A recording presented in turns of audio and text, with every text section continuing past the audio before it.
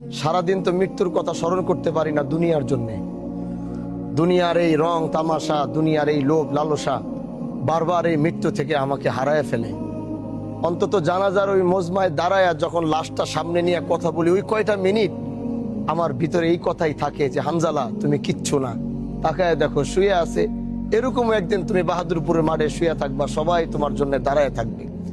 এজন্য ওই জানাজার ময়দানে একটু দাঁড়াই, নিজেও যখন ওই মৃত্যুর কথাটা স্মরণ করি, সামনে যারা আছে তাদেরকে একটু চেষ্টা করি মৃত্যুর কথা স্মরণ করায় দিতে।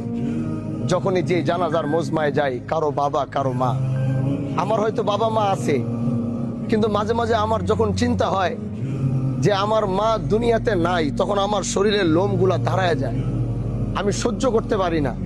মা হারানোর এই বেদনা, বাবা হারানোর এই বেদনা আমার ভিতরে হয়তো নাই, এখনো তারা বাইচা আছে, কিন্তু এই শব্দটা আমি মনেও করতে পারি না, চিন্তাও করতে পারি না। আজ এই মজমায় যারা দাঁড়িয়েছেন, যিনি হারিয়েছে সে বুঝবে এই বেদনাটা কেমন, এই কষ্টটা কেমন। আল্লাহ তাদেরকে সবরে জামিল দান করে, বলে না আমিন। আর আজ আমরা যারা এই মজমায় দাঁড়িয়েছি, আমি সবার কাছে একটা অনুরোধ করতে চাই, আমি একটা অনুরোধ শুধু করতে চাই।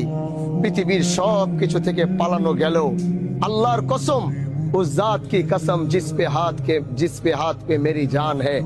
আমি ওই জাতের কসম করে বলতেছি যার কাছে আমি হানজালার জানটা আছে, আমার হায়াতটা যার হাতে, আমি ওই জাতের কসম করে বলছি, একমাত্র এই জিনিস থেকে, এই মৃত্যু থেকে পৃথিবীর কেউ বাঁচতে পারে নাই, পৃথিবীর কেউ বাঁচতে পারবে না। যদি বাইচা থাকতো তো মদিনায় এখনো মুহাম্মদুর রাসূলুল্লাহ থাকতো, আমরা হয়তো যাইতাম আল্লাহ নবীর সাথে দেখা করার জন্য। নিজের কিডনিটা বেচা হইলো নবীর সাথে দেখা করতে যাইতাম, নিজের ঘরের ভিটা জমি বিক্রি করে হইলো মদিনায় এসে নবীর সাথে মোলাকাত করতে যাইতাম। তিনি তো যখন তিনি দুনিয়ার জমিনে